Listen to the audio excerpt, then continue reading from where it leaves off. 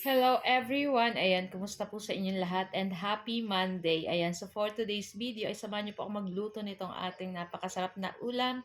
Walang iba kundi itong ating nilagang baka. Siyempre lalawakan po natin yan ng pechay, repolyo at patatas para mas masarap po pag maraming gulay. So ayan, nagpainit lang tayo ng tubig dito sa ating pot. Pagkatapos ay nilagay ko na dyan yung ating baka. So yung ginamit natin ay ribs. Ayan, yung may buto-buto. Masarap po yun sa mga ganitong nilaga or sinabawan. So tanggalin lang natin yung mga nag-iibabaw dyan. Ayan, tapos pagkatanggal natin, pwede na po nating lagay yung ating sibuyas. Ayan, so gumamit ako 2 pirasong sibuyas. Tapos guys, may isa akong pirasong kamatis dito na mahihinog na, sinama ko na. Tapos naglagay na rin ako ng asin at gumamit ako ng 1 beef cube para sa ating pampalasa.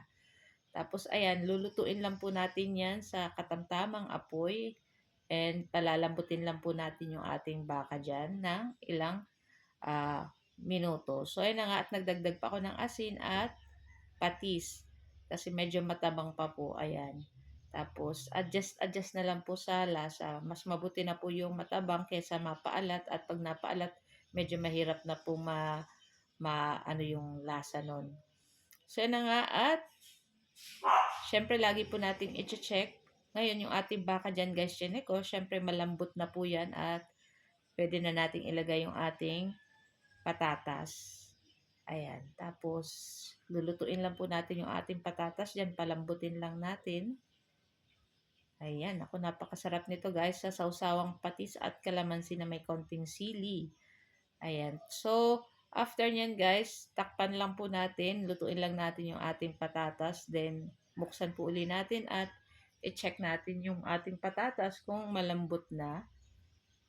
Ayan. So, kumuha lang tayo ng tinidor at i-check natin dyan yung ating patatas kung malambot na. So, malambot na guys.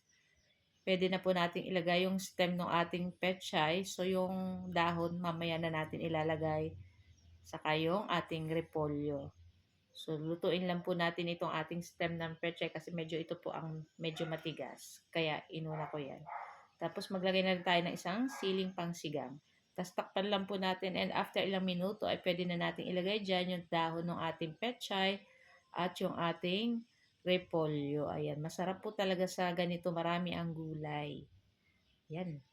Tapos tatakpan lang po natin iyan para mag-absorb yung sabaw para malanta yung ating gulay dyan. So after nyan, ayan, check lang natin. At pwede na rin natin guys patayin yung ating apoy para po yung ating pechay at yung ating cabbage or yung ating repolyo ay hindi crunchy pa pag kinain. Ayan. Tanggalin ko lang guys yung sili at yung ating nabiling sili guys ay maanghang. Ayan.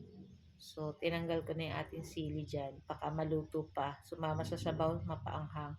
So, yun na nga. At guys, pwede na natin tong i-transfer sa ating mangkok. At ito lang po guys ang ating video today at sana po ay nag-enjoy kayo. Huwag niyo po sanang kalimutan mag-like at mag-comment at pa-share na rin po nitong ating video. At kung bago pa lang po kayo sa aming page, huwag niyo po sanang kalimutan mag-like at mag-follow para palagi po kayong updated sa aming mga bagong video na i-upload. So tara na guys at samahan niyo na po kaming kumain. Thank you for watching and see you next video. Ciao! Bye!